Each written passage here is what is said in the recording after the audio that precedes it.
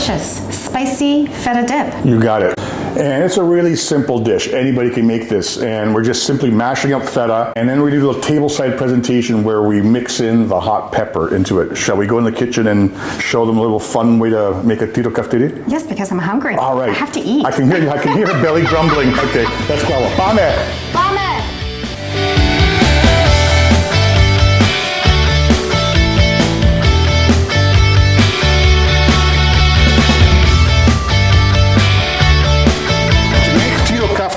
Or spicy whipped feta, we need a hot pepper. This is like a hot banana pepper. What we have to do is place on the grill, and it's probably gonna need about 5 minutes on each side with how hot this grill is over here. It's a high heat on the grill. And then afterwards, we'll take it off of the heat.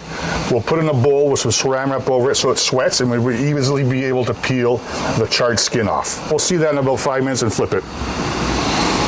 One of my must-have orders when I'm in Greece or at a Greek taverna is Tirokafteri. In the north, we call it chtipiti as well. And what do you need? You need feta cheese. In this case, we have 2 slabs of Vovoni feta we're using today. I have red wine vinegar and Greek extra virgin olive oil. You can put in a food processor, but if you want the texture like they get in the Greek tavernas, you can use a box grater, which we're not going to do because I'm going to go old school with the fork, okay? And we're just going to mash it up with the fork. It's got a better texture that way, rustic.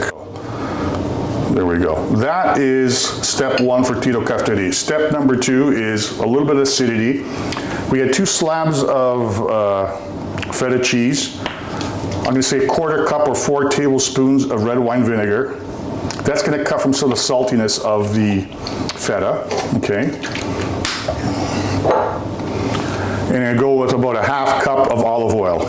1, 2, 3, 4, 5, 6, 7, 8. 1 count is 1 tablespoon. And you can have that vary. It's a very organic recipe. The feta that you're gonna use might be different from this. The vinegar that you use will be different, likewise with the olive oil. And of course, your taste will be different. Part of our Tirokafteri is done. We've mixed it with the red wine vinegar and the olive oil. Let's go and check and see how our pepper is doing. So after a few minutes, our pepper has been blistered. Now we're gonna flip it on the other side over here, okay? Just for a couple of minutes more. Our pepper is ready and done. Don't try this at home. I have asbestos hands. Pepper's done. Okay. So we've taken the pepper off of the grill. We paste it on a plate. You can put it in a bowl, and we just cover the saran wrap so it sweats, and it makes it easier for you to be able to peel off this charred skin. Our pepper has come to room temperature. Because we had it covered with saran wrap, we're able to easily peel the charred skin. Look how easy that is. Of our hot banana pepper. And now we're gonna do a little fancy table-side presentation, and you can do this with your guests, okay? So we'll cut the end piece off. That's where a lot of the seeds are. You can use a fork and a knife. I like just using the 2 knives. And you wanna mince it, okay?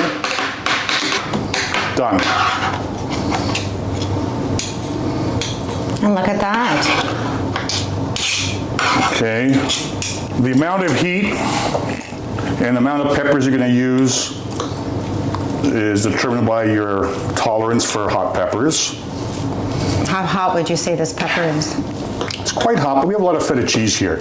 But it depends on people's tolerance. Our Tirokafteri is ready. Let me just do a little olive oil zhuzh. Absolutely. How much would you say you use there? There's a couple tablespoons, and there's your garnish of the stem of the hot pepper, and here's our bread. Let's go try some. New favorite dip. The heat's there, just a bite. I'm happy. Kalofagas. I love it. Again. Cooking with kalofagas. Him, right here.